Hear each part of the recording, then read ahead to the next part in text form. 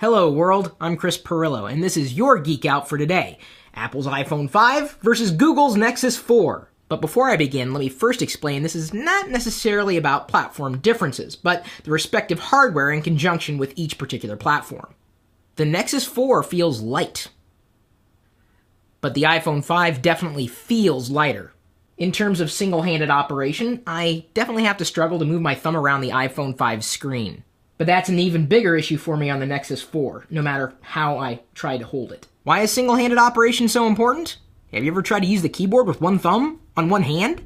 I need longer thumbs. Spec-wise, the Nexus 4 has a higher battery capacity, but each one of these devices lasted throughout the day. In fact, I'd go as far as to say the Nexus 4 did a better job at conserving battery life when I wasn't using it. It's very difficult to speak to which phone is designed better or which one looks better because, well, what looks better to me may not necessarily look better to you. I can tell you this, in terms of grip, the Nexus 4 was easier to hold onto with the soft touch around the perimeter. I may be the only one out there, but I appreciated the dots on the back of the Nexus. But I do think the back of the iPhone 5 is cleaner. Why didn't Google go with the Nexus logo rather than spelling out the word Nexus? As far as how my fingers feel on the screen, I was definitely happier with the Nexus 4. It's so smooth. Seriously, there's far less friction with the Nexus 4's glass. And the Nexus 4 definitely held on to fewer fingerprints. Not that it matters much when the screen is turned on. And in terms of each respective screen, they were both a turn on. With brightness cranked all the way up, the iPhone 5 screen was definitely a lot more vibrant in terms of color saturation. The color representation was definitely closer to real life. Unfortunately, this camera may not pick up the subtle differences, but even if you were to look at them side by side, you would see that the Nexus 4 screen colors were definitely a bit more muted, but not by much. In terms of text sharpness and legibility, I would say the iPhone 5 is a hair better than the Nexus 4. But in terms of which one has a better screen, if the average consumer could see the difference between the two, I'd be surprised. Something you may not hear a lot about, but is certainly pronounced when you see the experiences side by side is delay. When I scroll up and down inside an application on the Nexus 4, it's definitely responsive, but a hair slower than that of the iPhone 5. It's almost in lockstep here. And again, for clarification purposes. And that response time is about the same no matter which application you happen to be using on either phone. Google's getting better, but they're not out of the woods yet. One of the more pronounced differences between the iPhone 5 and the Nexus 4, and really all Android products, is specifically the button, or set of buttons. The iPhone has one button. The Nexus 7, on the other hand, has three capacitive buttons taking up part of the screen. You may appreciate one over the other, but I can tell you these capacitive buttons got annoying at times, especially when I would mistap them. If I was holding onto the phone and accidentally brushed one, if I was swiping within a game and accidentally brushed one,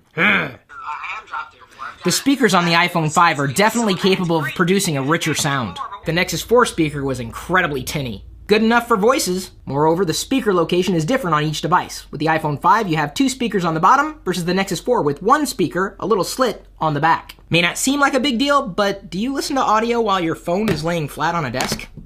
Don't worry, Bluetooth audio is supported on both platforms, plus you have the headphone jack at the top of the Nexus 4 and the headphone jack on the bottom of the iPhone 5. What about boot times?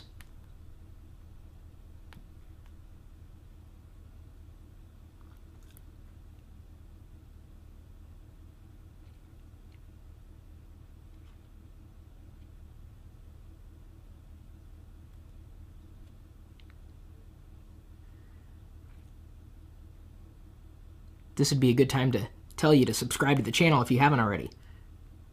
The Nexus 4 is definitely faster than the iPhone 5.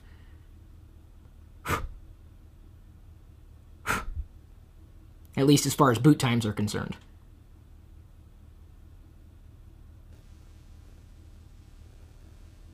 In terms of storage, you can get up to 64 gigs on an iPhone 5 versus a max capacity of 16 gigs on the Nexus 4. And remember, neither phone has an SD slot. So what about the cameras? While the Nexus 4's camera is not bad, it isn't great either. The iPhone 5 definitely produced sharper images, especially in low-light situations. Not to mention, on this screen or any other, the color was more accurately represented by the iPhone 5's camera. In terms of your video conferencing camera, again, the iPhone 5 produced better images. The quality of HD video recording ran along the same lines, considering we're talking about the same lenses. I mean, on each respective device. Which is to say, the iPhone 5 definitely produced better images and video. One difference between these two devices that may be a bigger deal for some of you is that the iPhone 5 is the only one between the two that supports LTE networks. I definitely didn't feel pinched by the network speeds on the Nexus 4.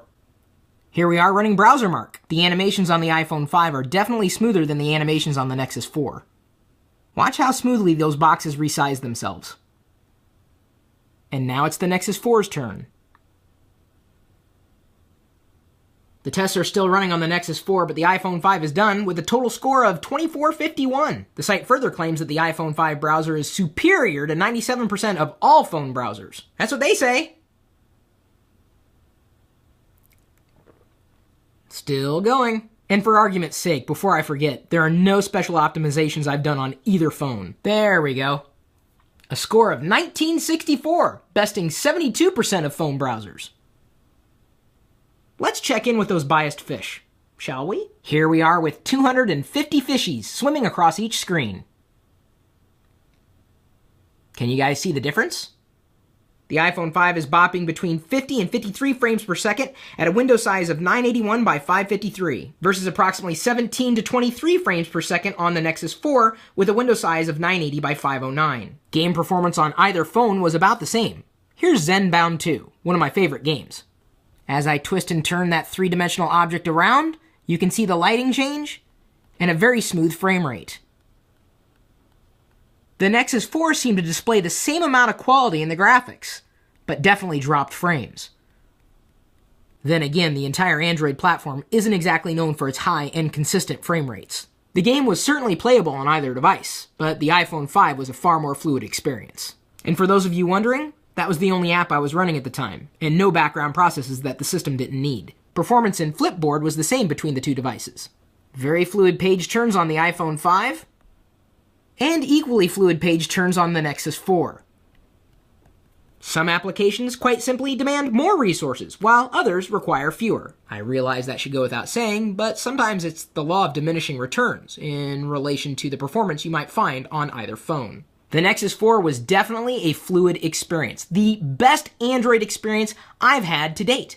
But what surprises me is that despite having a quad-core processor inside, it still seemed to lag behind the iPhone 5 in certain respects. And that just tells me Google still has a long way to go in terms of software optimization in relation to the hardware it's running on. In terms of ecosystems, Google's getting its story together. What most Americans may not understand is that you can get more media content through Apple's ecosystem outside the United States than you can with Google today. Still, most of the leading apps are available on either platform. Price. For $300, I can get an unlocked Nexus 4 with 16 gigs. For $649, I can get an iPhone 5 unlocked with 16 gigs. In terms of value for price plus experience, I'd have to say the Nexus 4 wins. But in terms of the price you pay for experience plus optimization, the iPhone 5's a winner. I choose both. So why might you want an iPhone 5 over a Nexus 4? You're looking for a great smartphone camera, you're looking for a great media ecosystem, you're looking for LTE support, a phone that has more than 16 gigs of storage, you have any other Apple product, and perhaps most importantly, you have friends and family who have Apple products. And I'm not speaking to peer pressure so much as I am speaking about interrelated services. Consider that I use Messages or iMessage to be able to communicate with people in my family who have iOS devices or OS X. Then there's PhotoStream, which allows me to share albums of photos with friends and family conveniently from my iPhone. And that's a part of the bigger picture you shouldn't ignore. You're not just buying a single gadget anymore. You're buying into a family of experiences that extend well beyond a single gadget. My Nexus 4 works very well with the Google TV, not with my Apple TVs. My iPhone 5 works well with my Apple TVs, not with my Google TV. So another question you may have to be asking yourself is, where are you going to use either device? Why would you want a Nexus 4 over an iPhone 5? You're looking for the best Android experience around. You only want to spend $300 on a smartphone. You already live inside of Google's world, and you love Android. And there's something I definitely need to bring up at this point. There's more of Google software available on iOS than Apple software available on the Android platform, which means I can still get a good Google experience on my iPhone 5. Remember, both companies have completely different business models. Further advantages of the iPhone 5 over the Nexus 4? Apple has retail stores, plus a better track record with customer service. Ask anybody who tried to pre-order a Nexus 4. Advantages of the Nexus 4 over the iPhone 5? NFC support without any additional accessories, plus a larger screen. My preference between the two? Both. But for completely different reasons. Each one of these phones is a winner. And if you can only choose one, understand your decision process is going to be completely different from somebody else's. It's going to be really hard for you to decide. I love this phone. And I also love this phone. That's right, I'm bi. platform. You can't go wrong with either one.